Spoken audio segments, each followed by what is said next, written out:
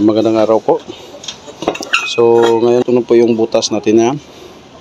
So 8, 4, 8, 16, 24. Ayan.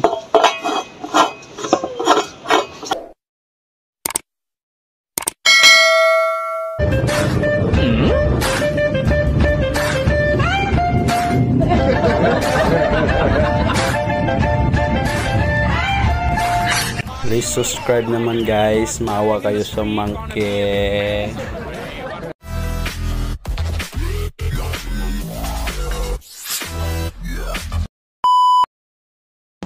Magandang araw po. Ngayon po ay gagawa na naman tayo ng 8 inches na heavy duty.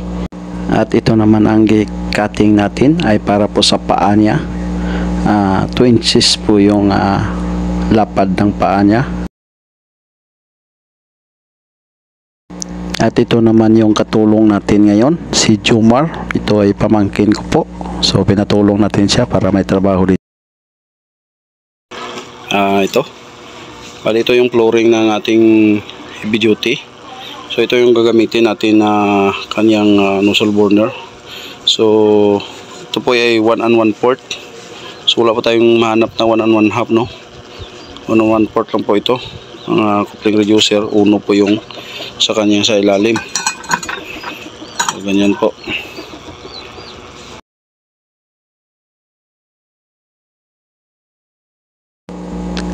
So ito po, i-weld na lang po natin itong attachment niya sa ilalim para makuha na po natin yung kanyang seating.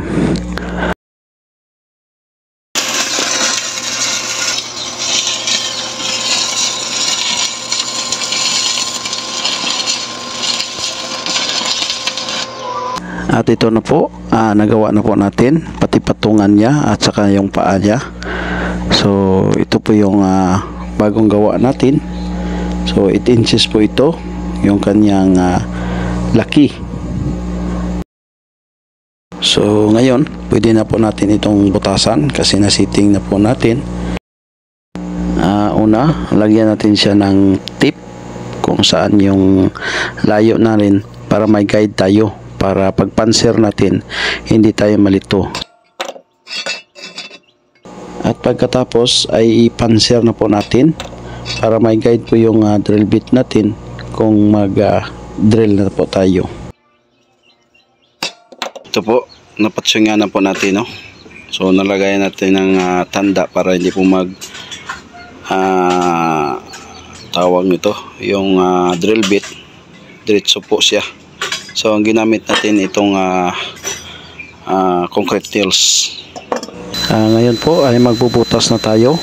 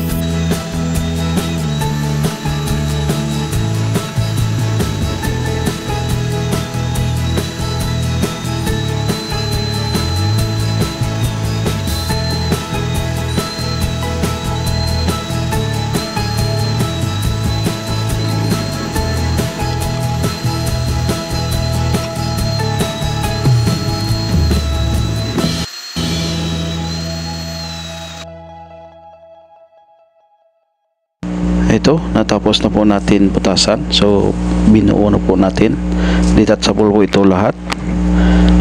So kasali na po itong D4, binutasan na din natin para mat-expire na po din natin.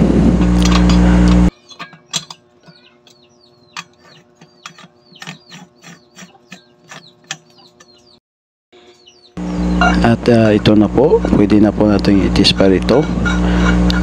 Tapos na natin siya butasan, pwede na po natin siyang i-expire.